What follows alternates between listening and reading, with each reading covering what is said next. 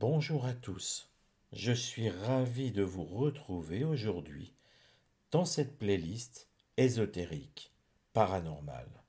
Et aujourd'hui, je vais vous raconter l'histoire de la malédiction des têtes d'Exam. Nous sommes le 9 décembre 1904 à Exam, en Angleterre. Un loup s'attaqua à un troupeau de moutons.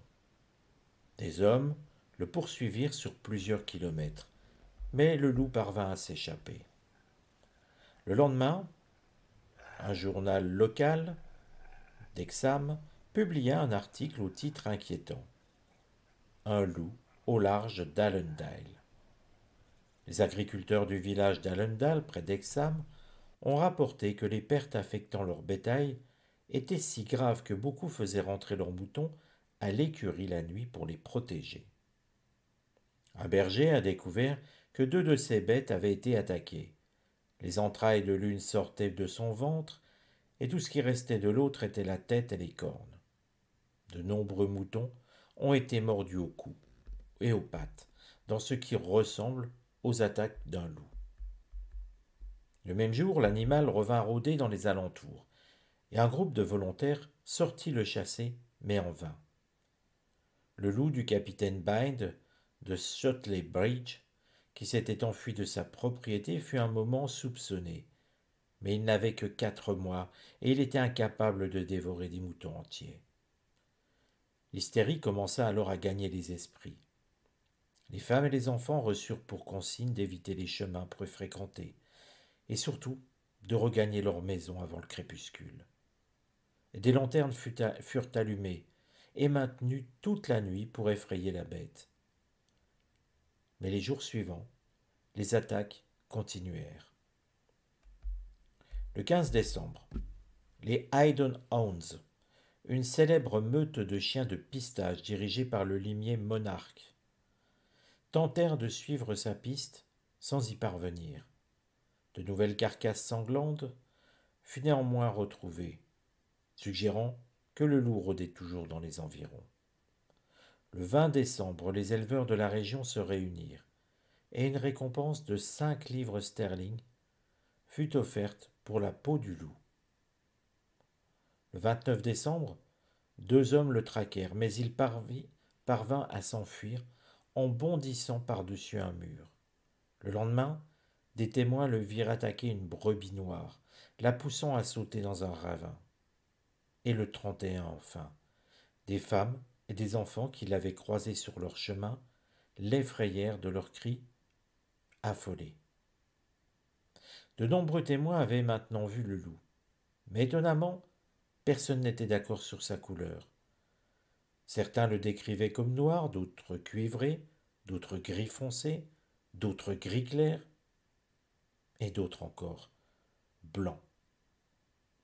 Les habitants de la ville mirent alors en place un comité spécial, le comité du loup d'Exam, et ils organisèrent de nombreuses battues.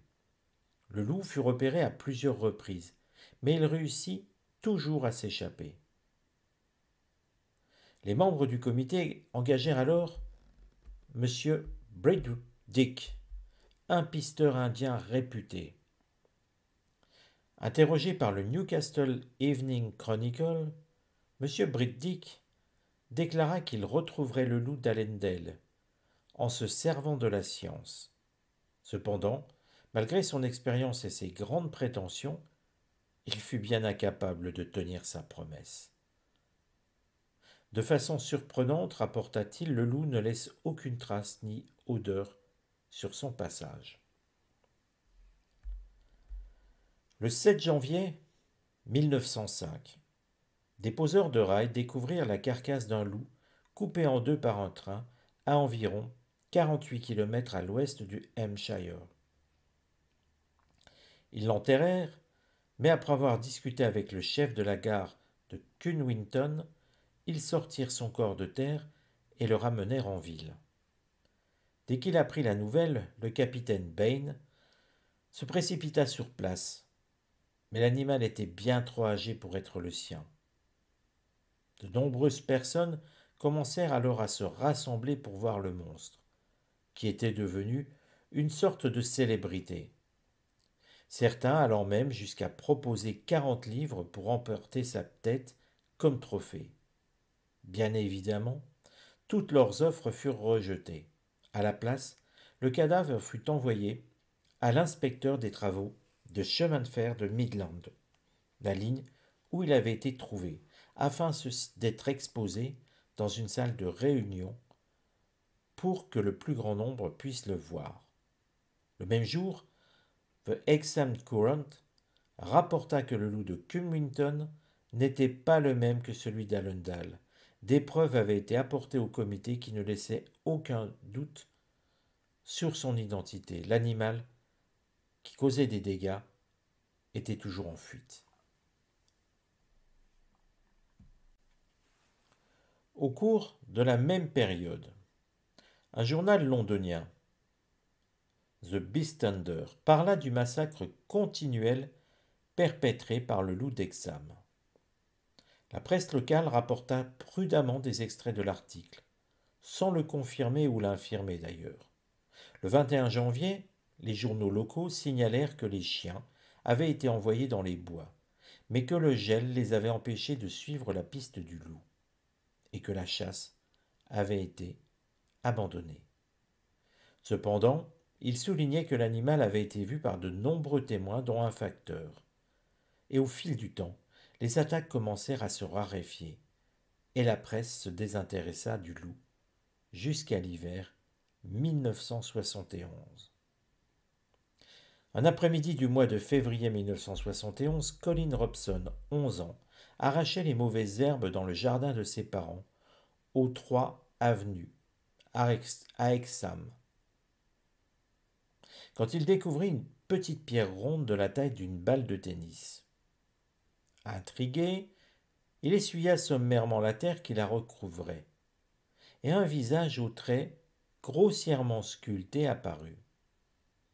Colin appela aussitôt son frère cadet Leslie, qui le regardait par la fenêtre de sa chambre pour lui montrer sa trouvaille. Les deux garçons commencèrent alors à ratisser le jardin dans l'espoir d'en trouver d'autres, et Leslie finit par en découvrir une lui aussi. Vaguement sphérique, les deux têtes présentaient à la base du cou une sorte de saillie, laissant à penser qu'elles étaient autrefois reliées à quelque chose, un corps ou un piédestal. La première avait des cheveux courts, plaqués vers l'arrière, et des traits plutôt masculins, de couleur gris-vert. Elle était particulièrement lourde, bien plus lourde que du ciment ou du plâtre, et elle semblait enchâssée de petits cristaux de quartz. La seconde avait des yeux globuleux, un nez crochu, et ses cheveux parsemés de traces jaunes et rouges paraissaient attachés par quelques nœuds. De l'avis des deux garçons, elle ressemblait à une sorcière. Après avoir nettoyé les deux têtes, ils les emportèrent chez eux, et des phénomènes étranges commencèrent à se produire. La nuit, elles semblaient bouger toutes seules, se tournant d'un côté ou de l'autre, et cela de leur propre volonté. Des objets étaient retrouvés brisés, des bouteilles en verre explosaient, et des bibelots se fracassaient sur le sol. Un jour, alors qu'elle se trouvait dans sa chambre en compagnie de sa sœur, l'une des petites filles de la famille vit une pluie de morceaux de verre s'abattre sur son lit. Suite à cette mésaventure, les deux filles demandèrent à changer de chambre. Une de leurs voisines, madame Helen Dodd, connut une expérience plus troublante encore. J'étais allé dans la chambre des enfants pour dormir avec l'un d'eux. Mon fils, de 10 ans, Brian, n'arrêtait pas de me dire qu'il sentait quelque chose le toucher. Je lui ai demandé d'arrêter de dire des bêtises et brusquement j'ai vu cette silhouette. Elle était venue vers moi et j'ai vraiment senti qu'elle me touchait les jambes, puis elle a quitté la pièce à 4 pattes. Horrifiés, nous nous sommes mis à hurler, mais la créature, mi-homme, mi-bête, a disparu dans les escaliers. La nuit précédant l'incendie, madame Dodd avait entendu un fort craquement et des cris en provenance de la maison de la famille Robson. Elle était descendue au rez-de-chaussée et elle s'était aperçue que sa porte d'entrée était grande ouverte. Le lendemain matin, Elle en avait parlé à un voisin qui lui aussi avait remarqué les cris et les avait comparés à ceux d'un loup-garou. Terrifiée, Madame Dodd et ses enfants furent rapidement relogés par la municipalité. Peu de temps après, des rumeurs que les journaux locaux rapportèrent se mirent à courir que les têtes étaient maudites. Les deux Pierres, le garçon et la fille, comme elles avaient été surnommées, furent alors confiées à l'abbaye d'Exham pour y être examinées, puis au musée des antiquités de la ville, et finalement au docteur Anne Ross, experte en objets celtiques. Après les avoir étudiées, elle en conclut que les têtes devaient avoir dans les 1800 ans, et qu'elles avaient probablement été utilisées lors de rituels celtiques. Le docteur Ross, qui faisait collection d'objets anciens et qui possédait des têtes semblables, décida de les emporter chez elle pour les comparer aux siennes. Une fois arrivée, elle les déposa près des autres pièces de sa collection et elle alla se coucher sans plus y penser. Quelques jours plus tard, vers 2 heures du matin, je n'ai pas fait le lien avec les têtes à ce moment-là, raconte-t-elle, mais nous gardions toujours une lumière allumée et les portes ouvertes car notre petit garçon était un peu effrayé par l'obscurité. De ce fait, il y avait toujours une certaine quantité de lumière dans notre chambre. Mais cette nuit-là, quand je me suis réveillé, j'ai eu très peur. En fait, je me suis senti effrayé et j'ai eu terriblement froid. Il y avait une sorte de terrible atmosphère glaciale autour de moi. Quelque chose m'a poussé à regarder vers la porte et comme je le faisais, j'ai vu cette créature sortir de la pièce. Elle faisait environ 2 mètres de haut, légèrement voûtée. Elle était noire sur la porte blanche. Elle était moitié animal, moitié homme. La partie supérieure, dirais-je, était celle d'un loup, et la partie inférieure, celle d'un humain. Elle était recouverte d'une sorte de fourrure noire très sombre.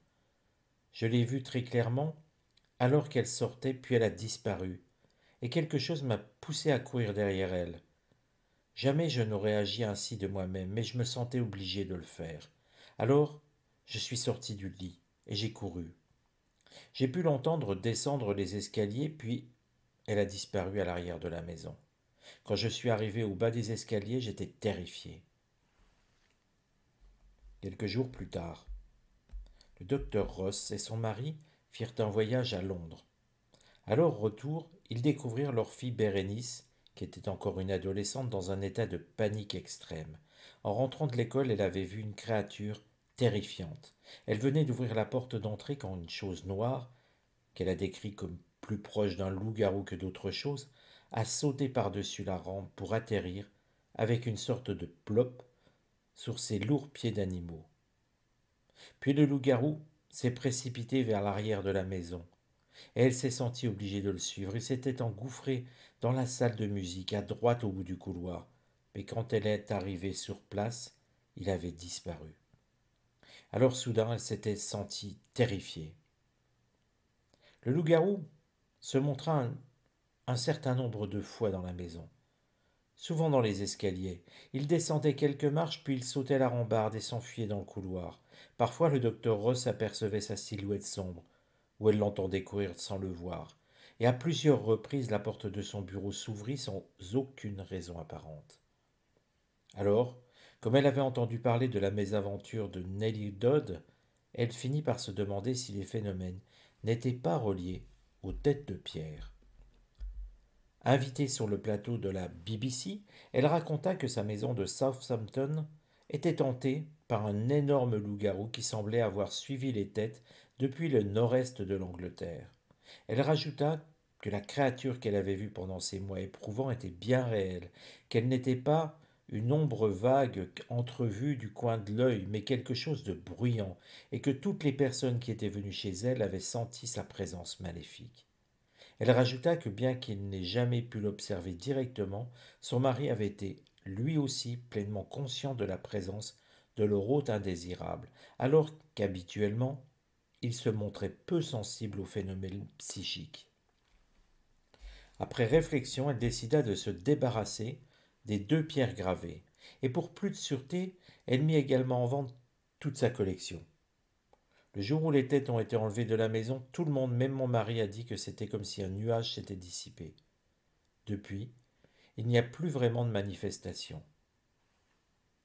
La collection des têtes celtiques du docteur Ross fut rachetée par un collectionneur et celle d'Hexham par le British Museum, où elles furent exposées pendant un temps assez long. Malheureusement, les visiteurs s'en plaignaient tellement que le musée se retrouva dans l'obligation de les retirer de la salle d'exposition. Au cours de la même période, les pierres gravées furent analysées à plusieurs reprises, mais personne ne réussit jamais à les dater. Le professeur Frank Hodgson de l'université de Newcastle les avait examinées à la demande du docteur Ross, et il en avait déduit que les deux têtes étaient faites du même matériau, un grès très grossier avec des grains de quartz arrondis. Le professeur Dearman estima qu'elles avaient été moulées plutôt que gravées, sans rien rajouter de plus. Et le docteur Robson en conclut qu'elles étaient faites en ciment artificiel, un matériau qui ne ressemblait en rien à du grès naturel.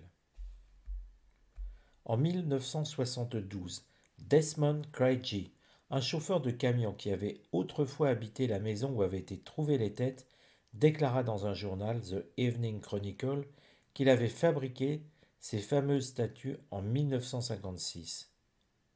Je les ai faites il y a environ 16 ans. J'ai fait les têtes avec des morceaux de pierre et du mortier tout simplement pour amuser ma fille quand elle était petite. En fait, j'en ai fait 3, mais la dernière me semble avoir été perdue. Elles ont traîné dans le jardin pendant des années. Mais je les ai vraiment faites. J'ai ri dans ma tête, je ne comprenais pas pourquoi toute cette attention leur était accordée.